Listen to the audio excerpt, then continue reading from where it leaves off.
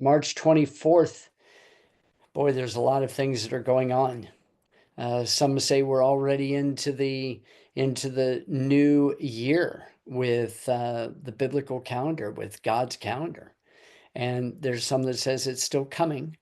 But one thing's for sure, this Torah portion that we're in Exodus chapter 40, it's the anniversary of the setting up of the tabernacle. Is that significant or what? I think it is. The tabernacle is a structure that was built in order for God to dwell within his people. We know that all the way back from the blueprint in Exodus chapter 25, verse 8. We know, as we talked about on Shabbat, we know that there was a plan and there was a marriage that took place at Mount Sinai. And we know that there was a failure that took place with the golden calf. And we know that Moses interceded for the people and brought restoration and forgiveness through their repentance. And he came down on Yom Kippur. And when they're all building the tabernacle and everybody's coming together and everybody's working together and everybody's doing everything that they were commanded to do, then when the tabernacle was erected, and it had been through the 7 days of anointing it. And according to Deuteronomy chapter 7, verse 1, the way that the Hebrew text reads is that what Moses did on each one of the 7 days is Moses built the tabernacle, he took it down. He built the tabernacle, he took it down. He built the tabernacle, he took it down. And each day he did it. Some of the sources say that he did it twice a day, each one of the days. And there's a few individuals that say he did it 3 times a day. And you go, wow, that's crazy. You say, well, why would he do that? Well, the more you do something, the better you get at it. But what the scripture teaches in Deuteronomy chapter 7 is that on the last day when he built it, he didn't take it down. He left it up. And then whenever the pillar of cloud would move on their journey, they would disassemble it. And then they would move it. And then they would assemble it. And then they would disassemble it when the cloud moved, and they would travel, and then they would assemble it when it stopped. And they would stay there for a period of time doing what they needed to do. So it's this theme that I want to talk to you about tonight.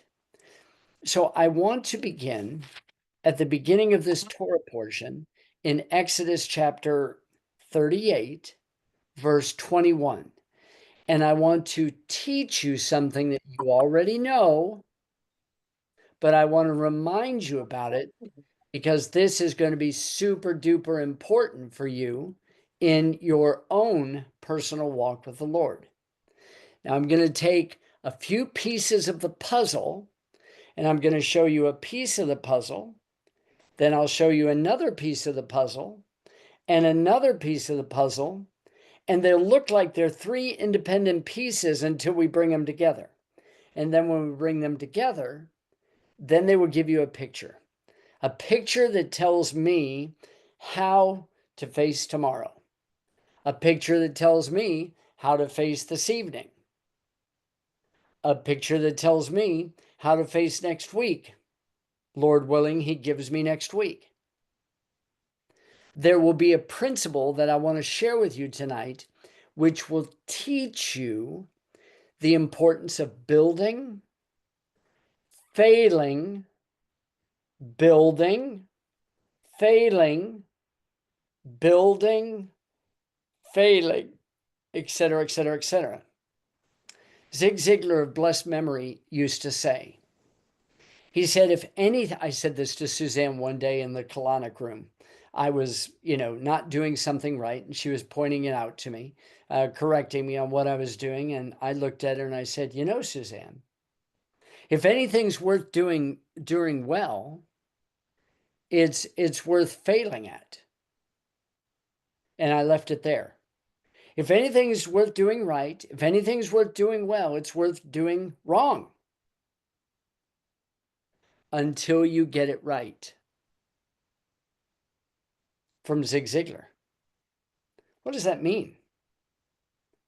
That means don't be afraid to try. Don't be afraid to give your best effort. Don't fail to give your very, very best, as I shared with you this morning in this morning's study. Don't be afraid to shoot that arrow at a target. You're trying to hit the bullseye, but your bow may not be sighted in well. You're trying to hit the bullseye, but maybe your scope isn't sighted in right. Practice, realign it, make adjustments. There's wind, there's distance. If anything's worth doing right, it's worth doing wrong until you get it right. At the beginning of this Torah portion, in Exodus chapter 38, verse 21, this Torah portion is called Piqudei. Now, that word may sound familiar to you because in times past, we've talked about the term nasa and pakad.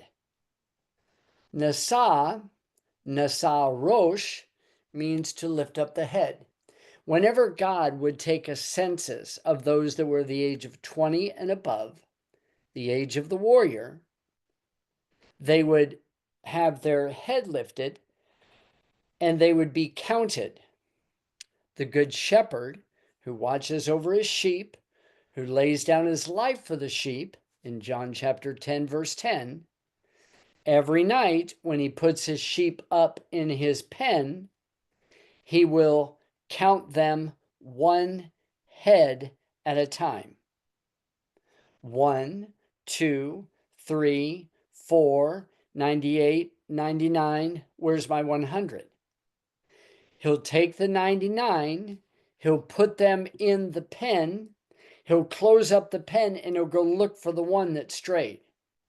He'll leave the 99. He's counted them. He has nasa rosh. He's lifted up their head. 1, 2, 3, 98, 99. He's already done that. But he's got to have the full count. Nasa means to lift up the head. Pakad is the word that means, okay, not only do you count numerically, 1, 2, 3, 98, 99, 100, but you count because you're willing to take the responsibility to do what needs to be done in order for the greatest good to be accomplished. Nasa, pakad. Pakad carries with it, okay, you are nasa, you count. Pakad is, I'm going to give you a responsibility. I expect you to do the responsibility. I expect you to continue to keep working at the responsibility until you get it right. If anything's worth doing right, it's worth doing wrong until you get it right. It's the difference between sin and Torah. Sin is I'm aiming at the target, but I missed the bullseye. I'm trying to hit it, but I miss it. Now, when people think of sin today, they think of sin like, well, just purposeful sin. But that's not the definition that Scripture wants us to understand.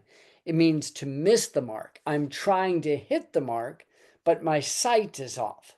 Maybe my emotions are off. Maybe my physical health is off. Maybe my finances are off. Maybe my relationships are off. Maybe there's stress. Okay. But I'm aiming, but I keep missing the target because something circumstantially isn't falling into place. It doesn't stop me from shooting at the target and striving to hit the bullseye, which would be keeping the Torah. Nasa Pakad. Now look at chapter 38, verse 21. This is Piqudei. There's the word Pakad. If I was writing this for your notes, I would spell it P-E-Q, Pek, U-D-E-I, Piqudei.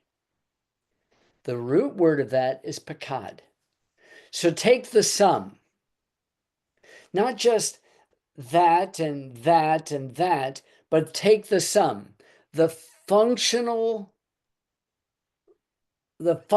product, its role, its responsibility. Take the sum of the tabernacle, and then notice what it's called. Even the tabernacle of testimony. Now, I shared with, in our morning staff meeting this morning, that the word testimony and the word witness in Hebrew, idah, is connected to being a martyr. Because the testimony that I speak of, the witness that I have, I'm willing to stand on that with my life. I'm willing to say, that's a fact. That's my experience. That's what I know. That's what I'm living. The testimony, the tabernacle of testimony, idah. And as we talked about last week, we took the word idah, E-D-A-H, or E-D-U-T, or M-O-E-D-I-M, or A-D-I. All those words have ed in them, which is a word which means a continual cycle that never ends. Oftentimes we're spoken of as eternity, but it's a continuous cycle that never ends. So God's moedim, moed, is continuous cycle of Passover, unleavened bread, first fruit, Pentecost, trumpets, atonement, and Sukkot. Okay, great.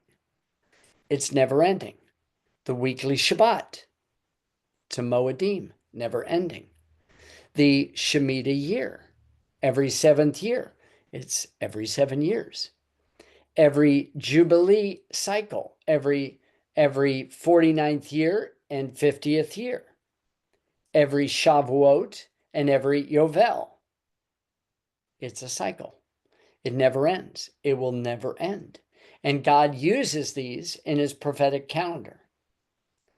This is the tabernacle of testimony. This is the tabernacle that testifies to the dwelling place of God. Now, if we look at this verse 21, this is the Piqudei of tabernacle, even of the tabernacle of testimony as it was counted. Once again, here's your word, pakad. So the word sum and the word counted are the word pakad, Piqudei.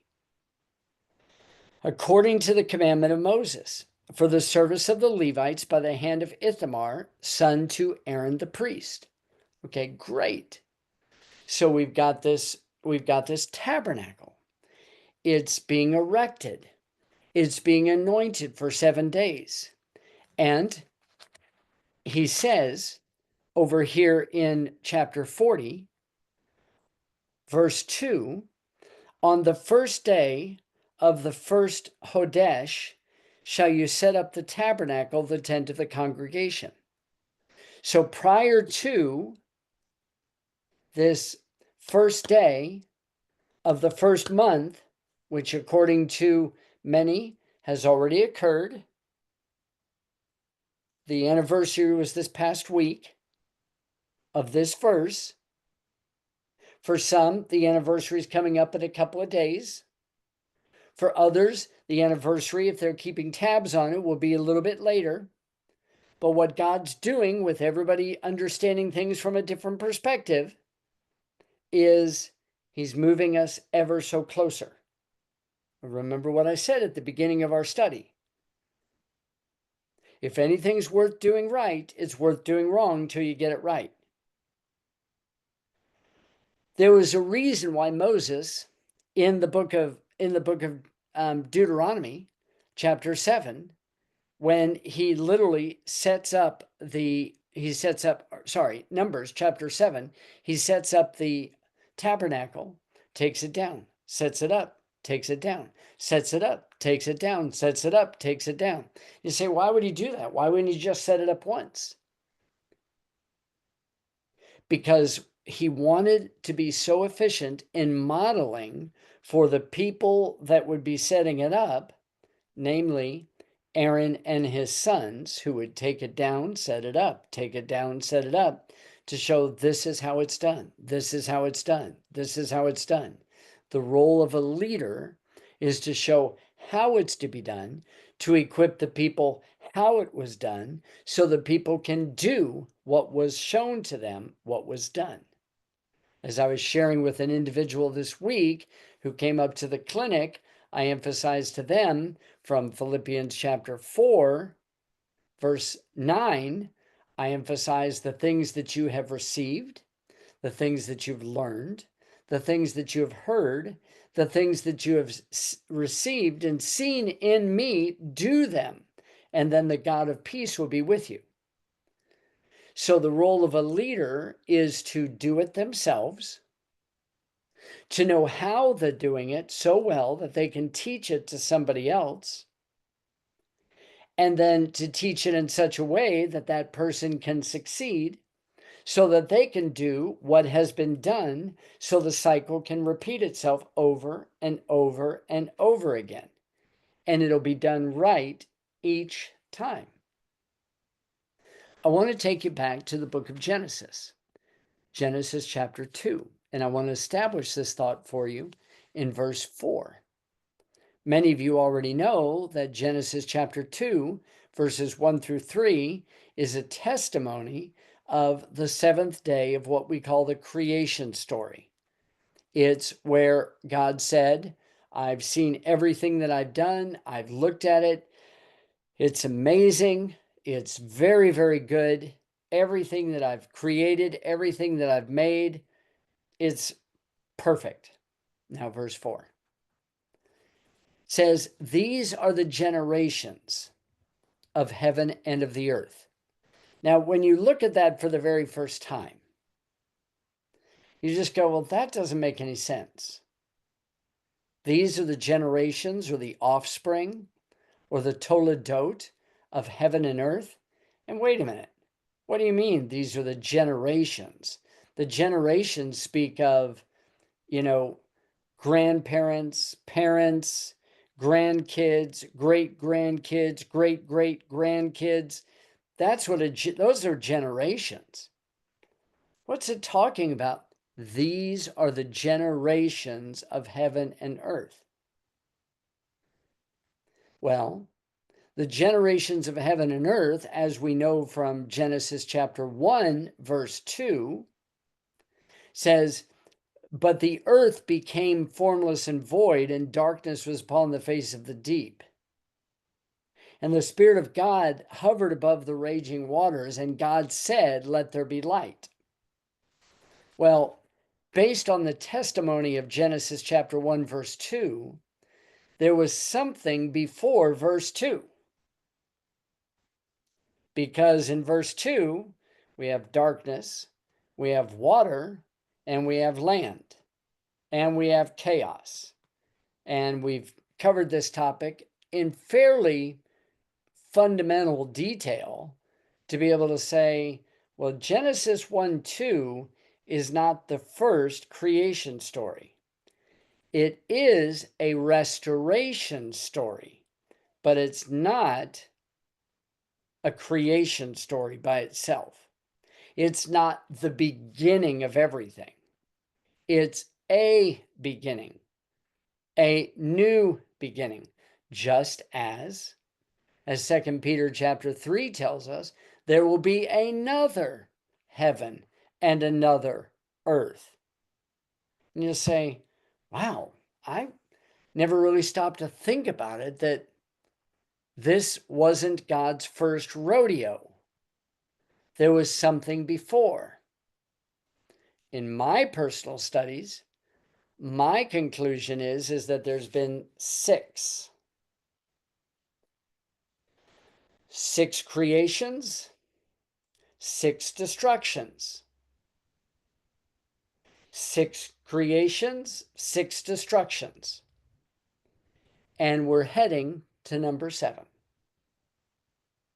When the tabernacle was built, it was set up over a 7-day period and taken down, and set up and taken down, and set up and taken down over a period of 7 days. God has this pattern. He likes to do things in a certain way. God doesn't mind failure on yours and my part. He doesn't mind. He's not sitting there in heaven, biting his proverbial fingernails that he doesn't have, and biting them and say, oh no, they blew it. What am I going to do? God is all about creating, breaking down, uprooting, and rebuilding. He did so with the first temple.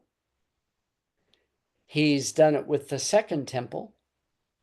He's going to reestablish it with the third temple. As the book of Jeremiah says, God has no problem telling Jeremiah, here's your responsibility. I want you to be strong and courageous. I don't want you to pay attention to what their faces look like. I don't want you to get scared by anything like that. What I want you to do is I want you to tear down. I want you to break it apart. I want you to uproot it, and then I want you to build. God doesn't have a problem with this. Why? Because the key to Piqudei, the key to Piqudei, the key to building the tabernacle is you may not get it right on the very first try. It may not go together as smoothly as what you want, but because this life in Messiah is an active life, when you're shooting for the bullseye, but you don't quite hit it, you adjust the pin on your bow, or you adjust the sight on your gun, or you adjust the crosshairs on your gun. Whatever weapon you're using to cast, to throw, to teach, to try, to hit the mark. It's okay if I fail. When I was coaching, I didn't mind my players losing. I didn't get upset. I didn't throw a temper tantrum. I was saying, you gave it your best. You trained all week. You worked really hard. We got beat. You didn't lose. We got beat. We're not quite at that bullseye yet. That bullseye we need to fine tune. Jump over to Exodus chapter 40, the end of this wonderful, wonderful session of the book of Exodus, the book of names. And I'm going to just pick up for you here in verse 23. And I've done this with you every year, year after year after year after year. And the reason why I've done it is because I need to be reminded year after year after year. God is in the process of building you into his dwelling place. He's speaking of you as though you already are complete. From Romans chapter 4, verse 17. God calls those things that are not as though they are. I call it seeing people from the finish line. When you look into the lives of people and you see them at the finish line, then you're not overlooking their flaws. No, no, no, no, no. You're recognizing their flaws and you're touching their lives to help them overcome their flaws to get to the finish line. Building it, taking it down, building it, taking it down. These are the generations. These are the offspring, generation after generation after generation after generation of heaven and earth, heaven and earth, heaven being a picture of the husband, earth being a picture of the woman, heaven being a picture of the seed, the woman being a picture of the womb, the seed going into the earth producing life-giving plants, life-giving trees, fruit-bearing trees, all the stories that you know. A creation coming into ruin, recreated coming into ruin, just as you look at the flood. When you look at the flood, the whole earth was brought into ruin. Then God, over a 6-principled rebuilding, which we've seen in Genesis chapter 8 and chapter 9, we've seen the creation story, the restoration story all over again. It's always taking us back.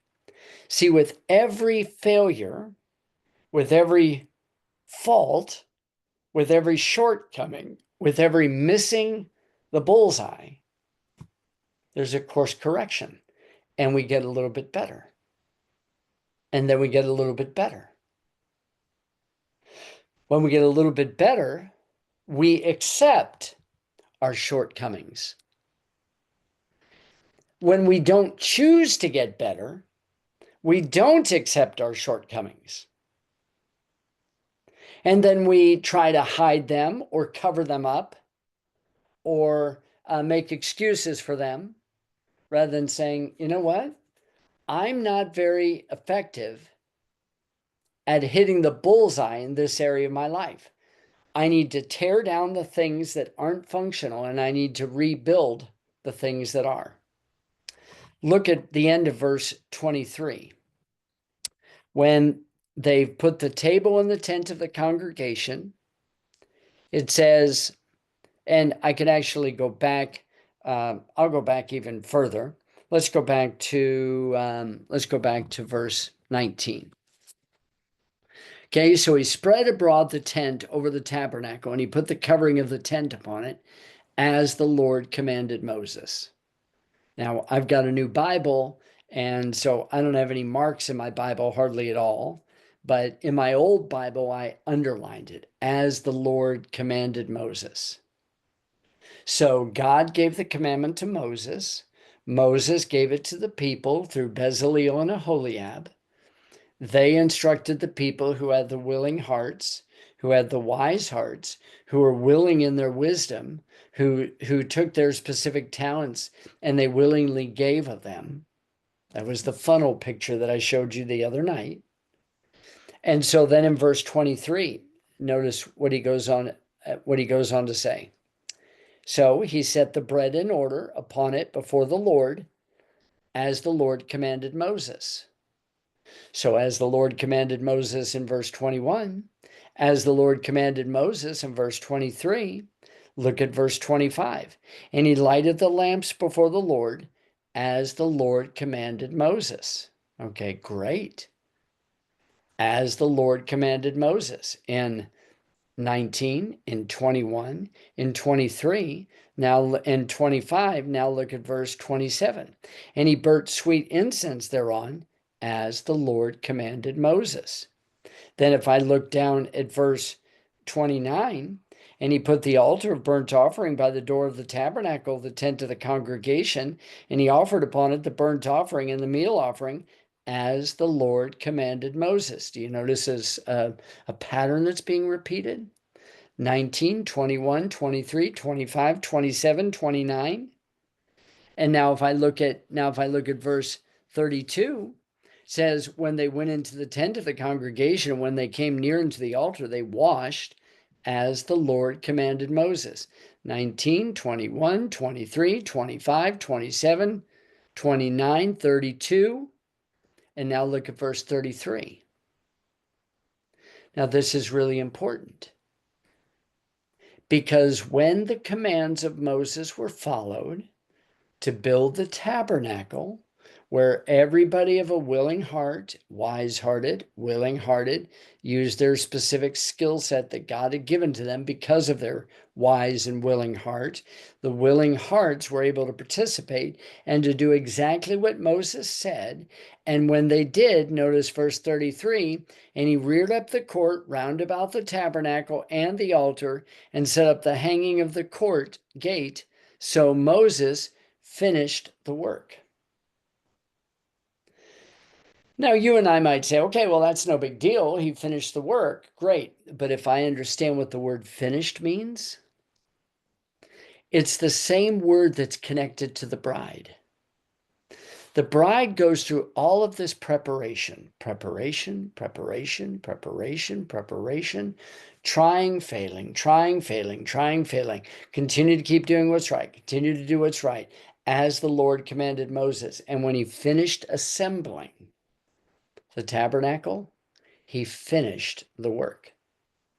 It's the same type of finish that's spoken of back in the book of Genesis. Do you remember we were just back there in Genesis chapter 2? Let me read for you verse 1. This is the Sabbath day, and the heavens of the earth were finished.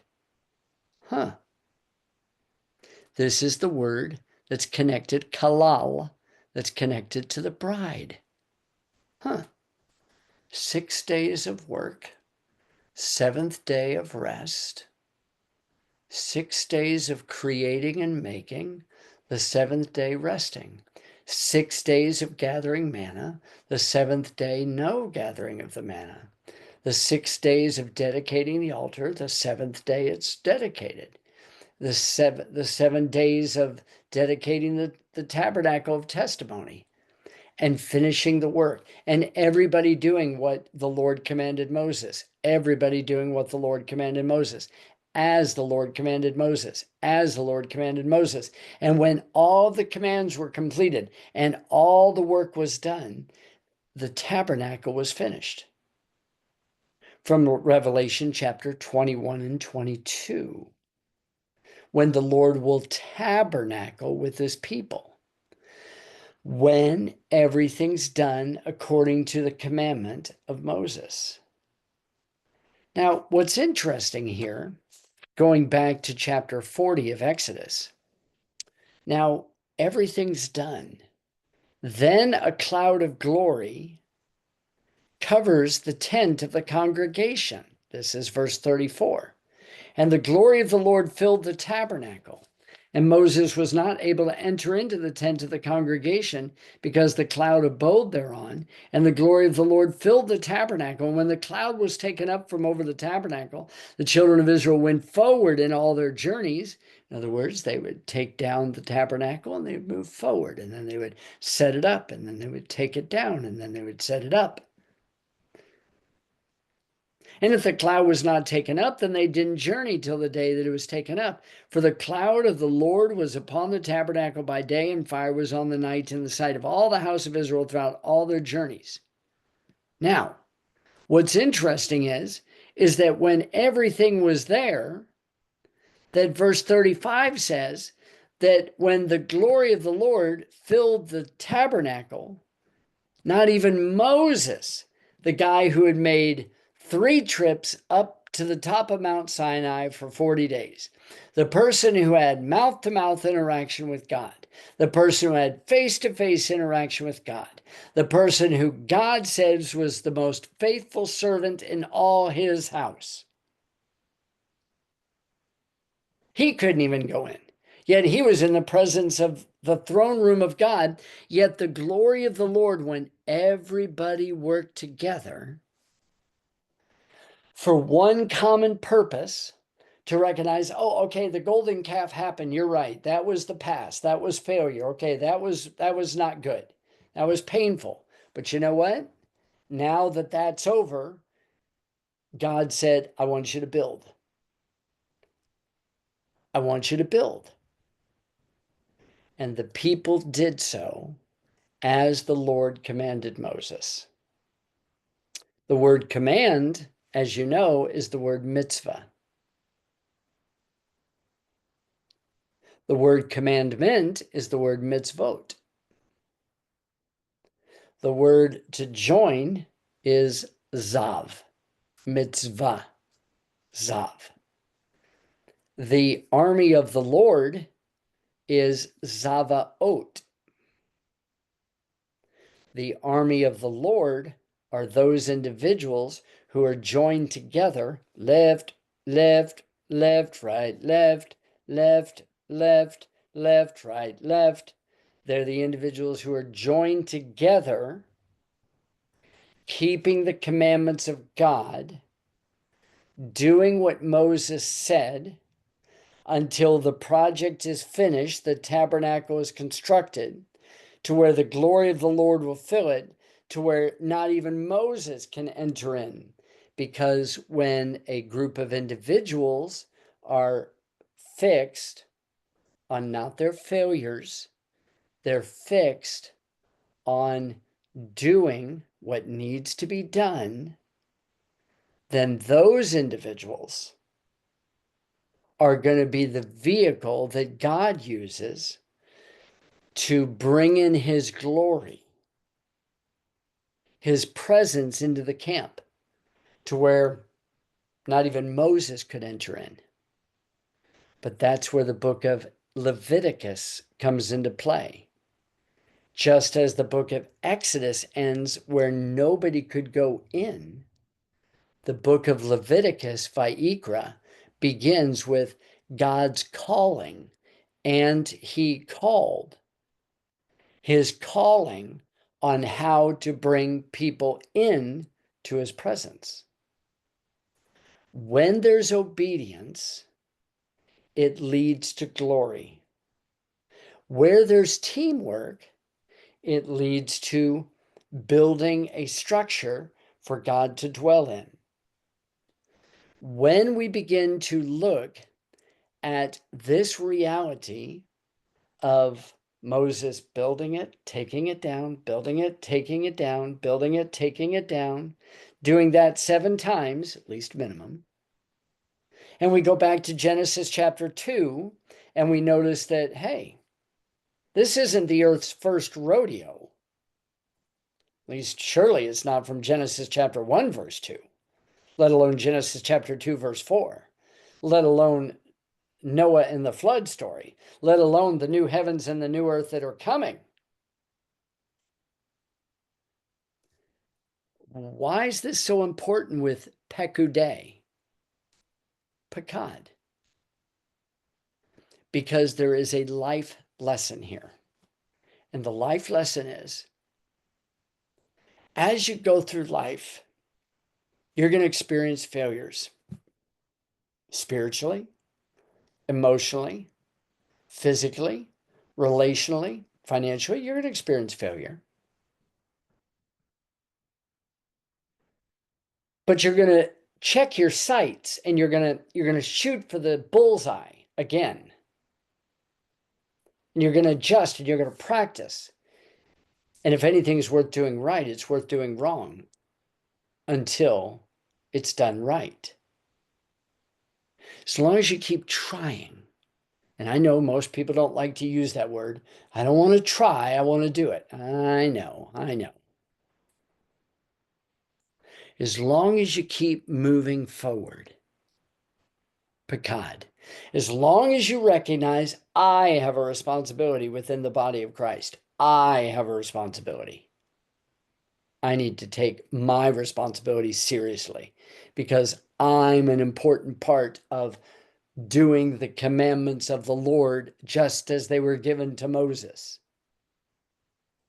Whether it's keeping Shabbat, whether it's guarding Shabbat, whether it's remembering Shabbat, whether it is keeping the Moedim, whether it's eating clean, whether it's getting good rest, whether it's loving your honey bunny, whether it's doing business with integrity, whether it's helping the poor, whatever the case is, do the commandments just as the Lord gave them to Moses.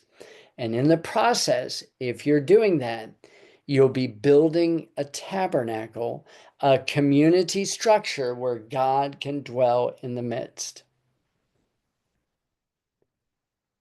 Wouldn't that be amazing? Let me rephrase that. Won't that be amazing at the second Exodus? Won't that be amazing? Where individuals will leave the current Egypt, coming from the four corners of the earth, and they're going to do as the Lord commanded Moses. There's going to be a pillar of cloud. There's going to be protection. There's a day coming. And we've looked at this before in fairly decent detail. I share it with you so that you'll be reminded. Failure is never fatal, and failure is never final. Failure is a temporary state of mind that acts as a stepping stone to move up to something better. If we learn. If we don't, well, then just get ready to go around that mountain again. But in Piqudei, if I know that I, Alan, have a responsibility towards you, my responsibility for you right now is to pray for you every day. My responsibility for you every day is to write a study for you based on how I'm praying for you. Hopefully, the words will penetrate and hit you and grip you in a way that you go, he's reading my email. That's my role. My role is to strengthen the body. My role is to mentor and to encourage. My role is not to lift the heavy weights anymore. My role is to teach and to share and to encourage and to watch and to build and to take down and to build and to take down and to show it. This does work. Just keep going and I'll show you that it works. Are you willing to get in the boat and row? And many are saying, yes, yes, I will. Piqudei. Take the sum of everything, how all the things functionally work together, and understand you're part of the tabernacle. You're part of the structure. You're part of the functioning body. Carry out your role as the Lord commanded Moses and watch the glory come. Let me end the call and wish you a great night and open it up for questions and hopefully answers. Shalom.